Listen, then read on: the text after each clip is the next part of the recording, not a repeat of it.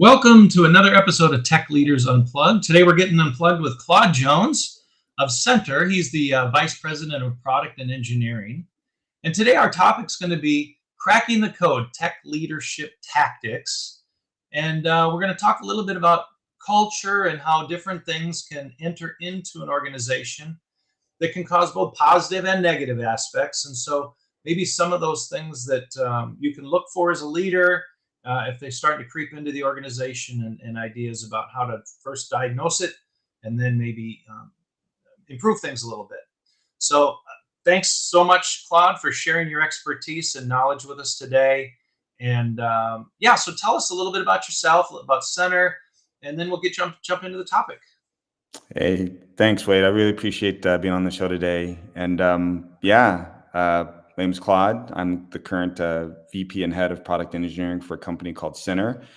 They are based out of LA, founded by Chris Hemsworth. It's a private equity owned business, and it focuses on the health wellness sector. And its unique value offering is that we have our three pillars of excellence. Movement, which focuses on fitness, meals, which focuses on nutrition, and mindfulness, which focuses on meditation. And it's like the three offering there really provides a holistic approach to helping people navigate their wellness journey. Excellent. And so a little bit about your previous role. I think there's a lot of our folks that maybe touched some of the technology that you were instrumental on. Can you tell us a little bit of time at Walmart Labs and those technologies that you were really the lead guy on in there in San Diego? Yeah, so I had the pleasure of actually establishing a Fortune 1 company, Walmart Labs, out in the Carlsbad area, out here in San Diego.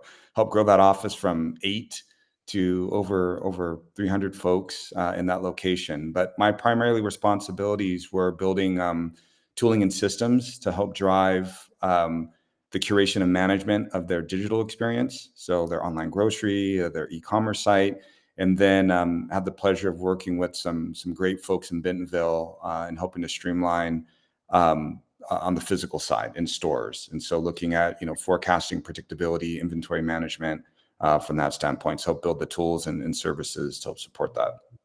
Right. And so I know that was critical during COVID. You guys were getting that going, and then all the home delivery and all that. I'm sure it was quite frantic during those days for all the retailers to kind of adjust to that delivery, that new normal really now.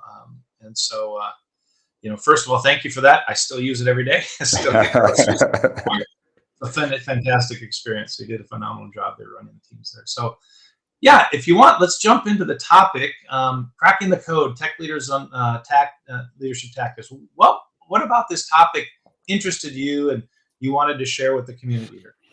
I'd say over the last 20 years of my career, I had a lot of learnings. I'll call them just learnings under my belt. Anything from mistakes that I've made to my successes, to working as an individual contributor to an executive leader, managing local teams, as I've mentioned, of 8 to growing that to distributed teams in multiple countries, over 300. I've worked for small to large companies. And I think one of the biggest things that I've realized is that all companies struggle with the same thing. It's people. And what I mean by that is, if you were to ask yourself, as an employee, as a leader, founder, whatever it is, it's the people that you are surrounding yourselves with or hiring. Do they have the right mindset? How are they thinking about being able to get their job done, or interfacing or collaborating with others? The potential, are they curious? Can they scale in the position that they're at? Do they have the right experience for the job, that you see? And are they the right cultural fit? And when these things don't align correctly, what you end up missing is, are the individuals that are part of your team or your company really in it to help the overall success of helping the company achieve their goals? And when that isn't aligned and things start breaking down, that's when chaos starts to happen. And that chaos breeds inefficiencies. And so, over the 20 years, I've come up with certain patterns and things that I tend to follow at an IC a leadership, and even patterns that I've recognized, what I call anti-patterns at the company level that prevent companies from being efficient and effective in getting their jobs accomplished.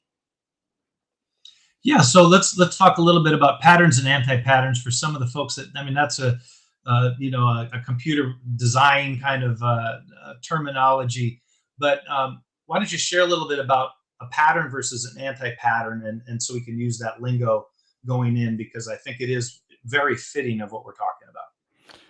Yeah.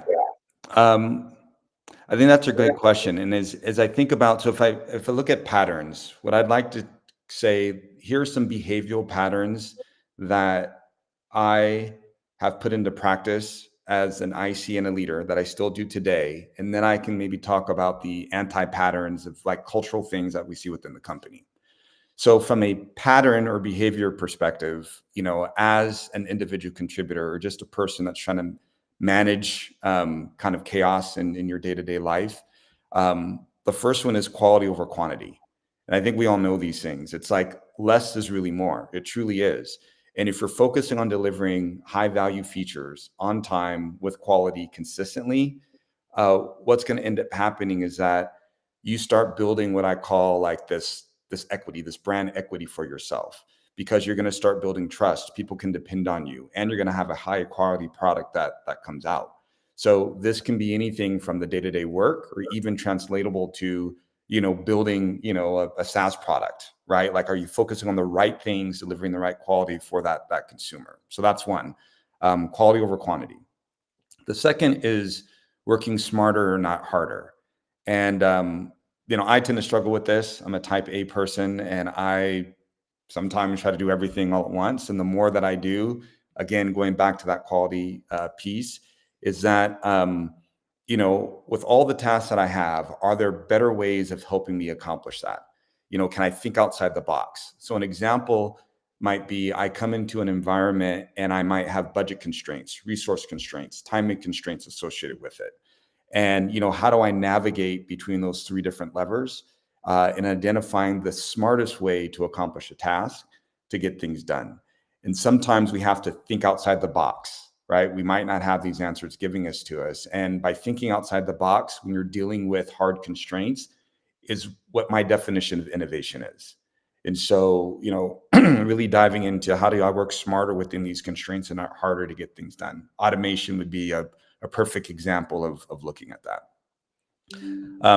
I think the third, I would say, pattern that I practice as an individual contributor is setting the right expectations with others. A lot of times we might have the urge to sign up for something that might seem unrealistic. How often are we very upfront and transparent about what we can and can't accomplish given the constraints that we're up against? A lot of times we don't say that out of fear or mistrust. It doesn't matter what it is, but what can we do to help set the right level of expectations with others? And that will help reduce chaos and frustration and stress in your life. So from an IC point of view, these are the behaviors and patterns that I tend to practice. So that's that piece. From a leadership perspective, there are things that I try to instill in the team or within the org, but really empowering individuals to follow 8 things that I've identified. The first is providing real-time tactical feedback. As people are talking or something isn't going right, how often do we see folks just maybe sitting on something and not really communicating and really getting to the heart of the issue in a very tactful way, right? That causes growth. Mentorship is going to be key. Making decisions based on facts and not emotions. This has eaten me up sometimes, where I've been in a meeting and you're talking about any sort of maybe architectural pattern or approach or a product feature that wants to go out, but you're so passionate about it that it doesn't matter what someone says logically, it'll tend to go out the window. And so how do you bring folks along to objectively make decisions on the things that need to be accomplished and helping to remove emotions out? It's tough sometimes, but creating an environment to help support that. Being accountable for your actions. So now you make a decision and it doesn't go well, what happens? And if you don't have individuals or people that are willing to understand, like, shit, that didn't work out the way that I thought I was going to work out. It kind of ties into that other thing about embracing failure as a learning experience versus something that's a mistake, right? And the more that you can create a culture to where people are accountable for their actions, but feel that psychological safety that not only can they say, you know what, I messed up, this is how I messed up, but how can we move forward in a positive way? These are things that help build a very strong culture. And then it goes on with setting realistic goals and expectations, kind of talked about that, making sure that folks have the ability to do that, celebrating successes, as a team, as you win, and then really kind of working together, as a group, for the overall success of the team. And I think when you start looking at individuals being able to manage the chaos in their day-to-day lives to be as efficient as possible as an individual, that carries over nicely when you start looking at getting a collection of these folks that have that same mindset to help drive efficiency. So those are sort of the patterns that I see from an individual and a team perspective. The anti-patterns, if I could get into that, are things that when you don't solve, the things that I've mentioned, this causes problems, cultural problems within the organization. Can I get into that, Wade? Yeah. So, which is great because this is what I wanted you to set up, because patterns are kind of like, maybe some people call them best practices, things that you observe that do well. Okay. But I've never heard of somebody say, what's a anti-best practice, So you don't really have that counter, but in software, you absolutely do. You have the pattern of architectural patterns, all kinds of patterns that set up a good structure for what you're building. But then you also have anti-patterns that you share that says, hey, this is where you can jam you up. So maybe the closest thing is like a do list and a don't list, if you've seen those before. So I just wanted to set the stage for these anti-patterns, because really, great summary on the patterns, which is good behavior. What are some of the things to notice? And so, yeah, I just wanted to set that up so that when you get into these anti-patterns, people are really kind of dialed in on, oh, this is what I need to look for. This is kind of the things that might get me into trouble. These are the potholes, Yeah. And I love the way that you set that up. And thank you for giving me the time to kind of set that up, because I think it is important to sort of understand that we're always looking at things at an individual basis. And a lot of these anti-patterns are caused because of the chaos and lack of management and efficiency that go on from a leadership and individual perspective. So the anti-patterns, there are four things that I've personally identified that I've seen throughout my career. The first one being what I would call a cannibalistic culture. And a cannibalistic culture is a pattern that tends to surface when you have organizations kind of pitted against one another, right? They're not operating at the same goal. They're not working together as a team. And a lot of this is caused due to lack of communication, lack of alignment, the concept of teamwork towards a common goal. Like, that common goal isn't set up correctly. And sometimes you'll get organizations and leaders that'll be in place that are like, hey, and I've had this happen to me in certain companies where it's like, you have a platform team and you have a team that's doing platform work, like an application team doing platform work and a platform team. And instead of really focusing on like the reuse, because that's what a platform team would be used for, it's like, hey, you know what? The first team to kind of get it done, work on it, who wins? Because we got deadlines we need to hit. This is what's going on. And so the concept of reusability and collaboration at that level doesn't exist, because they're not on the same goal of that efficiency and reuse. And so now you have teams cannibalizing resources. It's a cost suck, for the company, and it just causes strife between teams because they're not working together and they're constantly competing against one another. So I'm pretty sure folks have found themselves into that situation, but that's the first one, this cannibalistic kind of nature and culture within a business. The second one is this reactive culture. And reactive culture, this behavior is when, teams or employees just kind of blindly just take orders without really understanding the what, the why, or what problem is trying to be solved, right? Leadership comes down and says, we need to get this done. And then people just start scrambling to kind of get it done without understanding anything. And so, what you see and why this tends to occur is there is no trust for employees to really maybe push back tactfully and informed, just leadership for clarity. Like, hey, we understand the directive, but we'd love a little bit of clarity on understanding the purpose or the value what's being requested, right? Because the more that you understand sort of the why behind what's going on, the more that you can start thinking about, innovative solutions on how best to solve the problems that are being solved.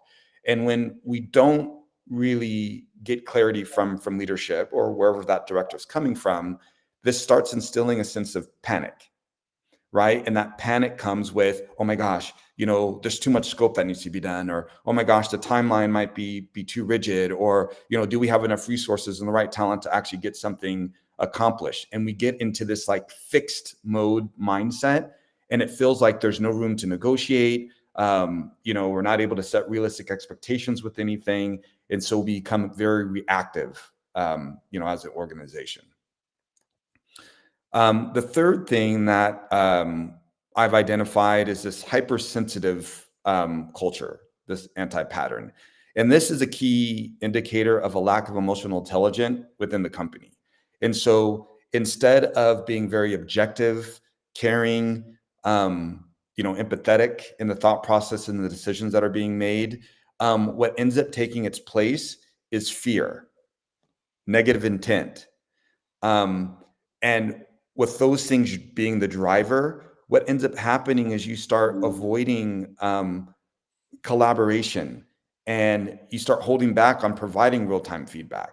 And so now it's like, wait, if you and I are working and something didn't go right, and if you're like, man, I don't want to talk to Wade because I feel like he might take what I'm saying in the wrong way, what ends up happening is there's no way that we can build an authentic relationship. There's no way that we can communicate and have iron sharpen iron. And, it opens a door for fear and misunderstanding in the way that we work together. That is a hypersensitive culture and feeds into that reactive and cannibalistic nature, that I talked before. The last thing that, and I would say the most important sort of anti-pattern to stay away from is what I would call a misguided culture. And a misguided culture is the most damaging, because this is really a result of weak leadership, not having clarity on vision and strategy, and ensuring that sort of that common message and common goals is something that's spread across the organization. And the main cause for this is having, inexperienced managers or leaders in their positions. A lot of times you have folks that might have a lot of book smarts, but kind of having that hands-on experience might be missing there. And so folks just aren't trained. Or you have folks that have been an excellent IC, just really doing an outstanding job, but then they've been promoted to a managerial position, but not really understanding how to navigate and leverage people from a coaching and mentorship perspective. And then, folks that are coming in that are know-it-alls, right? And it's like, how are they collaborating and being very objective in their decision-making process to get things done? And so when you have, leadership that's driving, it's sort of the blind leading the blind, right? Because no one's really collaborating, no one's really driving vision. And all of these things combined really help stifle efficiency in any organization, whether it's a startup company, a small company, a Fortune 1 company, it doesn't matter. All these problems are the same.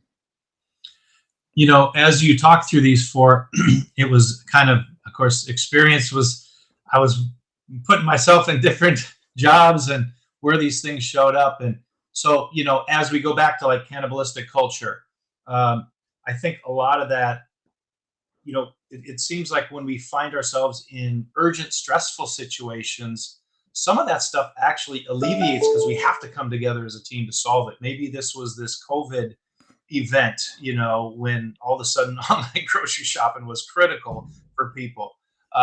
So that actually, the urgency broke it down. But then sometimes that urgency, if it goes on too long, becomes the reactive piece, right? So it's an external pressure, and people start to that fear of scrambling and trying to fix things, and the reactive side of them starts to take over. And then, of course, the hypersensitive, when things get uncomfortable, people start to feel worried about how they're going to hurt feelings. But I think overarching is this misguided culture, because people with experience that have been doing this a long time and been through lots of urgent situations, had to put up lots of fires, bring that experience to the table to actually squash the fire, let's get back on our team messaging here. We got to work together to solve this. You guys have your roles, you got your responsibilities. So am I capturing this right as I'm listening to this? Okay. You are 100% spot on, man. I love the way that you had each one build upon one another. Right. So Really, tell really me how great you summary. fix this. I mean, I've observed it through my own thinking, but tell me your observations about how do you fix this if you see it? What can we do about the cannibalistic culture to kind of inject some team working projects or something to kind of separate the work and let's work together to kind of find some common threads that we can help to not have that, or maybe the hypersensitive, maybe we you know talk things out and get a little uncomfortable with each other so that we can become comfortable. Tell me some of those kind of ideas on how you fix this when you've seen this. Yeah. So I'm going to answer your question in two ways. I think one of the things that I've started to do, um, and just kind of organizing my thoughts on ways of fixing this, I came up with like five core areas. One is, and this is really coming in starting at the company level. Um, has the company identified what the gaps are? Gaps could be gaps in strategy, vision, resources required, technology to help sort of get to the next level. Like, do we understand like why the company might not be as efficient as it needs to be? Second is that once that understanding has been put in place, it's getting alignment right across the board about what's going on, all the way from the executives down to the individual contributors about what we need to do. How healthy is the team? Have we aligned on our way of working? And once we sort of understand these things, how are we navigating through whatever change that needs to occur? So one of the things that you brought up that I would say is the most important thing on helping to bring people along is shared experiences. So you kind of correlated that with COVID, right? It was a shared experience that everyone was in, and it becomes a forcing function to get us to work together. And the big thing about shared experiences is that it helps with a few things. Number one, it allows us to kind of accelerate that end-to-end alignment. What do we need to do to sort of accomplish a common goal, right? And so for a lot of companies, like let's say with Walmart back in the days, it's like, hey, our common goal is we're dealing with some crazy stuff, from a business perspective, with the, home delivery services and things that we had. We were able to focus and have a dedicated, goal of driving towards that execution that added not only business value, but also benefited our consumers at a very tough time. Do we have the right tools, for managers to hold teams accountable as well? So again, with that shared experience, as you're getting folks together, do we have the right tools in place to help support that? How are we driving the criteria to prioritize our work? Is it very clear about, have we aligned the work that we're doing to the business goals, and are we getting the ROI that we're expecting to see? And that'll go down from as part of how do we measure that, communicate those goals, having a consistent way in which we're looking at driving business impact. How are we aligning on our ways of working cross-functionally between product design, engineering, sales, QA, I mean, you name it, marketing. I mean, there's all these departments that need to sort of be aligned on that effort. And then really embracing a test, learn, and kind of pivot cultural mindset, knowing that as we're going into something, it doesn't necessarily mean it's going to be the right direction. But how are we leveraging the data? Do we have the right monitors in place to help pivot where we see? So I think this notion of a shared experience really helps people build the trust. It creates time to work on something small to help show progress that you can build upon. And it allows people to sort of understand where their strengths and weaknesses are as individuals and how to start collaborating, together as a team. Fantastic, fantastic. Well, we're getting close to the end of the time. It goes pretty quick. This is where I like to pivot and talk a little bit about, you as your personal story, and a little bit about, let everybody know. Me and Claude have known each other about 6 years, so it's kind of been fun to have a show with a friend that I really respect. And this kind of leads into the personal journey I'd like you to share a little bit about. I mean, I've worked with PhDs, master's degrees, everything in computer science through 30 years of doing this business of mine. And rarely do I get to come across somebody like Claude, who is capable in so many areas. And this will kind of touch a little bit on your personal story on how you got where you got, and some of the leadership that you've shown in a tech hub of San Diego. So what I'd like to do is talk a little bit about your personal journey. We have about 5 or 10 minutes here. We'll go over. I'm not, don't have a problem with that. Your personal journey, how you navigated yourself into a software, and then how you climbed the ladder a little bit. And I'm sure it wasn't easy, given some of the um, things that, I have a master's degree and a bachelor's degree, and I lean on those degrees from time to time, even though they're from some time ago. They're in my pocket to bring out when I need them. And um, and you've been able to. I mean, you lead an organization in San Diego that is hundreds of incredibly talented, smart people that come to gather in your networking organization free of charge. And so tell me a little bit about that and how San Diego Tech Hub came about. And then, of course, I want you to talk a little bit about your child's program, your children's book series that, because that was quite a pivot to move from hardcore software to something that's very tender and supportive of kids and young kids. So it might be a little too much to talk in 10 minutes, but um, condense it if you can. Yeah, I'll definitely try to do it, man. And I've valued our friendship, man. I appreciate you having me on the show and just give me an opportunity to share my personal journey. Um, my background, I come from non-traditional means. I did not graduate, college with a computer science degree. It was actually in business.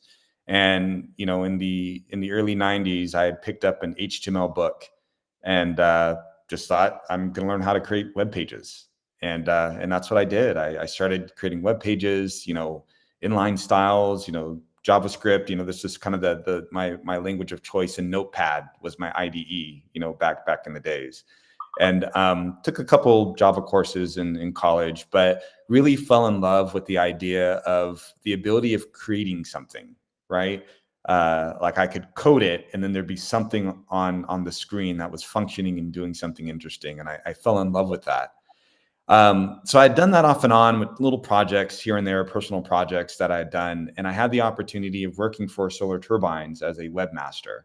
And funny story, not being classically trained, we're sitting in the room and, people are talking about cookie management. It was like the webmasters meeting. They're talking about cookies. And I'm like, they're talking about deleting cookies and, the size of a cookie and, storing all this information. I'm like, what the hell is going on? Because I didn't know. And afterwards I had asked someone, I said, hey, this whole cookie thing, what is that? And, was kind enough not to kind of be rude. And the guy just kind of said, oh, well, this is what cookies is. Are you new to this? And gave me some references to kind of look up. But I was fortunate enough to be surrounded in an environment where I had people that were willing to mentor me, to really help. And I got my first break working for a company called Kayenta. And they they wanted to hire like a front-end developer that did some middle tier work with Java. And I remember the guy who was interviewing me, his name was Bruce. And he was talking about EJBs, Java Beans, lifecycle management. Didn't know what the hell he's talking about, man. And he says, well, I see on your resume here that you work with JavaScript. He says, I want you to tell me the difference between JavaScript and Java. And I remember saying, well, one has a script at the end of its name. And it just kind of shows how green I was as I was sort of kind of going through. And the guy hired me. He hired me. And I was already getting the feeling I was bombing the interview. But his grace set the stage for my leadership and how I operate today. And when I asked him, why did you hire me? His response was, you have potential. Obviously, you've done some work here. You have the potential. I know you're curious. He says, and you didn't bullshit your way through the interview. We were very clear about what you knew and what you didn't know. And he says, I really respect that. from someone. And he says, I know that if I put you in an environment that you have the right mentorship, the right encouragement, there's nothing you can't accomplish. And what he did is he really believed in what I could be instead of what he saw right then and there. And that really launched my career. And so, I mean, I've worked starting as an IC. I mean, I've worked for companies like H&C, FICO, Yahoo, to running the Walmart's labs building, to smaller companies and doing things, and work my way up to, the senior executive level, all because one person decided to believe in me and take a risk, right, in my potential and what I could be.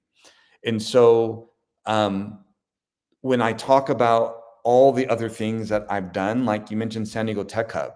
San Diego Tech Hub was an organization that I started back in 2018, initially to help bring awareness about all the awesome things that were happening in San Diego, because people kept comparing San Diego to Silicon Valley or Austin or Seattle. And there's nothing wrong with those cities by any means, but shoot, man, San Diego is a great place to be. And there's a lot of innovation and things coming on beyond just military and biotech.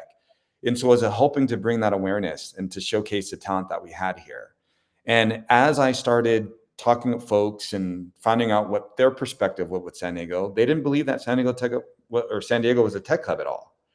And my thought was, imagine if we can bring like-minded people together that was focused on helping to support one another, very similar to the experience that I had when I was bootstrapping my career. Imagine what we could create. And a tech hub to me is really about community and people helping people, leveraging and sharing your knowledge and expertise for the benefit of others, which inherently helps support yourself and what you're trying to accomplish. And so, this organization grew from 30 people having that like-minded to over 5,000, if you go on our LinkedIn page. And it really is about people helping people to for the benefit of not only for your community, but for businesses and all the other things that are going on. So, and that's what I still do today, is helping to create opportunities for others by connecting people, sharing of information, and empowering people to be the best that they can be by unlocking their full potential. Let me know if I'm going too deep. No. We're fine. We're fine. We can go over. This ain't a TV show, so it's our show. All right. So I think lastly, with the children's books piece that I'm working on, this is really an extension of who I am as a person. I spent a lot of my career focusing on helping to empower individuals and leaders and organizations really to be as efficient as possible, helping to unlock their full potential as adults. But imagine if we can start at an earlier age. Imagine being able to instill, leadership qualities in young minds. And when I say young minds, I'm talking like K through third grade, really starting at that early age, and being able to teach empathy, being able to teach collaboration, being able to teach, accountability and responsibility, being able to be acceptant of others' thoughts and ideas if they differ from your own. These are all qualities that even adults struggle with now, and what we've just talked about. So let's help instill some of these things. And so I created a company called Kids in Leadership. And as part of that company, there are 4 books that I've created that are part of the Astro the Monstro series. And these books focuses on topics like acceptance, teamwork, friendship, and responsibility. And they're all based on elements of my own personal experience growing up as a child and things that I've struggled with there. So not only do I have these books that are geared towards empowering children, they also allow parent and child to facilitate difficult conversations. So I have questions and activities that a parent can sit down with their child as they're reading the story to help reinforce the lessons of the book. And then recently I have completed educator curriculum. And so the educator curriculum focuses on English language arts, social emotional learning, in addition to STEM-based activities that a teacher, homeschool, school counselor, a nonprofit, group coordinator could use to really help build, strong leadership qualities in our youth today. So this is just a way that I'm trying to not only give back to the professional sector of technology and people navigate day to day, but also in the education system to help start raising, smart leaders at a very young age? Since I moved out here to Dallas, I was San Diego, and that's of course how we met through San Diego Tech Hub, and I helped with some of your mentorship programs into the local high school there, where we had entrepreneurial competitions and those kind of things. Um, that's one thing that I really enjoyed there, is that you brought experienced professionals, and you brought folks that wanted to come into this space, much like yourself when you were, and bring them together. I've been to so many of these mix up, these mixers and stuff, where it seems like it's 90% people trying to get in, and only 10% or 5%, are like me, trying to share our experience and give them maybe a path of, like, learn low code, no code. Don't go into learning to script and code right now, because that's a changing market. Get in and learn to be an AI enabled programmer with low code, no code, to solve problems quickly. And you're going to get a jump start on that. And then you can always go back to the beginning and learn, right? So that's one of the Yeah. great things I love about this technology space that we're in, because much like you, I started hand coding HTML on Notepad and Hot Metal. Remember Hot Metal? Yeah, I sure do. That was the first markup IDE. Um, and I switched from being a mechanical engineer in the defense industry, full time, focused on IT, within a year or so of playing with web pages. And, yes, I use all my degrees and stuff, and I apply the, mentality to my software work. But, that's the beauty of this software space, is that you don't have to have a degree, and you can make a huge impact on society with the things you can build. So, and it's only getting better with low code, no code, and those kind of things. So, Yeah. Yeah. all right. I think, Well, go ahead. no. That was good. I was just going to comment, like, I really resonated with what you mentioned. I think one of the things that make you unique, and that I really appreciate out of you, is not only do you have that sort of the academic, background and how you're able to use that, but you have a very open heart, man, when it comes to how that knowledge is being shared to help elevate someone else, right? Like you connect, you inform, and you empower folks to be the best that they can be. And I think the more that companies can do that, the better off we'll be in helping. I mean, that's what cracking the code is. It's really cracking that human code and treating people like people to unlock their full potential. Well, that's kind of my drugs and alcohol, getting it into other people, helping people. That's where I get the energy, and feel much more of a purpose within. Yes, I'm solving problems, I'm creating things, I'm making my money, doing my thing. But unless you're sprinkling all that back, it gets a little hollow after a while. So That's right. all right, well, I'm going to jump in, talk about our show next week, and then we'll do some closing remarks with you, if that's okay. Sounds good. All right, so next week we're going to have Lisa Smith, CEO of Tech Insure. That's on April 24th, same time, 9:30 here Pacific time. And of course, insurance technology. We're going to talk about that space, and some of the insights that Lisa has around tech in insurance. All right. Thank you so much. This was such a fun experience, Claude. I enjoy all my interviews.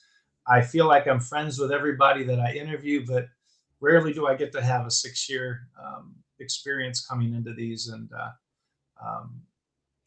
I really appreciate you and all you have invested into San Diego, the Tech Hub. I mean, we persevered through COVID when you couldn't meet together. That was a virtual. I mean, we were learning, and I think that in the end, it really, pressured and resolved all those issues. And now you can have a virtual, San Diego Tech Hub. It doesn't have to be just face to face. And so, 5,000 LinkedIn. I mean, you could just blow this thing up with the, methodologies and the process and all the thinking that you put into that face to face brick and mortar. I'm sure that, you've got a great team with you working in those endeavors and webifying your vision for that. And so just to let you know, I appreciate what you do for the people there and the people in the, and then of course the kids. Your series is spot on. I think I think with the internet age and the social media and all that stuff, kids have become far more inward and less empathetic, if anything. And so books like these and programs like these help to kind of, balance out some of those aspects that kids are going through right now. And I think we're still really trying to figure out the impact of the internet, social media, and all that long term on this generation of the digital natives. How they approach school. You can imagine a digital native kid that's been living on YouTube for the last 5 years, going into kindergarten, Yep. and learning about colors and the teacher in front of the blackboard. It's crazy the challenges that education has with this basically horsepower. Kids on horsepower. They're riding a Ferrari to school, and then they get on a horse once they're there. That's right. It's nothing that I can't blame the teachers. I can't play. It is the technology is just changing so fast that we have to change the environment too. So anyway, thank you so much for your time, Claude. I could spend another hour with you easy, but we do have our boundaries, right? So yes, thank you very much, Wade. Maybe another time in the future when you got another program or another, we'll jump on again and catch up with you where you're. Sounds like a plan. I appreciate it, man. Thank you very much for having me on. All right. So until next week, everybody, have a good day and a good week.